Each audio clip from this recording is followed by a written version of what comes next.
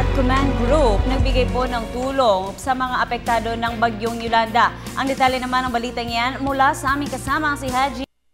Live mula sa Tacloban City. Haji, magandang hapon sa iyo dyan. Yes, magandang hapon sa iyo, Habiba.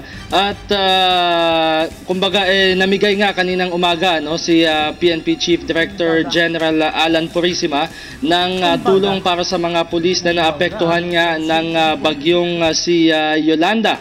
At sa kabila nga niyan, sa kabila ng naranasan ng ating mga hanay ng pulisya ay talagang kumbaga ay alas 8:30 ng umaga nang lumapag nga sa latest Sports Development Center ang chopper ng Philippine Air Force na sinakyan ni PNP Chief Director General Alan Purisima. Sinalubong siya ng hanay ng Police Regional Office 8 sa pangunguna ni Regional Director Police Superintendent Henry Losañez. Matapos mag-ikot sa downtown Tacloban City, dumiretso na nga sa PRO 8 headquarters sa Palo, Leyte, sina Purisima kasama ang command group at directorial staff.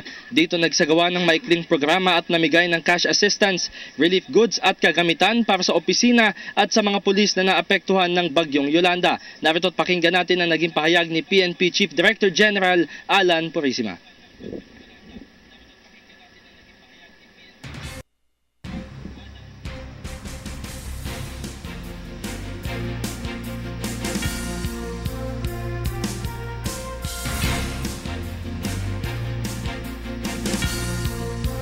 At alam mo, Habiba, maliban sa cash at goods donations, makakatanggap din ng generator sets ang PRO 8 at ilang mga motorsiklo.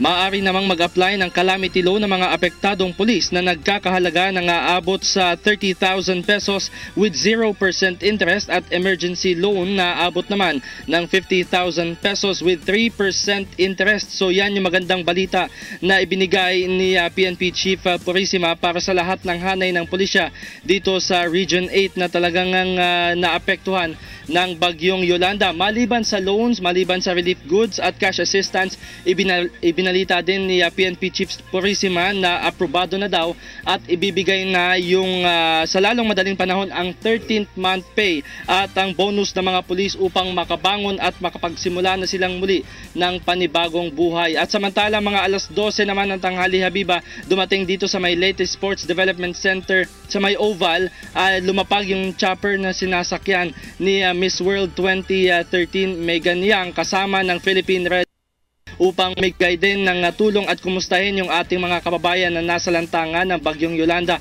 Hindi lamang dito sa Tacloban City kundi sa maging sa mga karatig bayan dito sa lalawigan ng Leyte. Yan po ang latest mula pa din dito sa Tacloban City kasama sina Jovit Dizon, Alan Rubin at ang buong puwersa ng PTV4 para sa Telebisyon ng Bayan. Ako po si Haji Caaminio. Maraming salamat sa iyo, Haji, at ingat kayo dyan.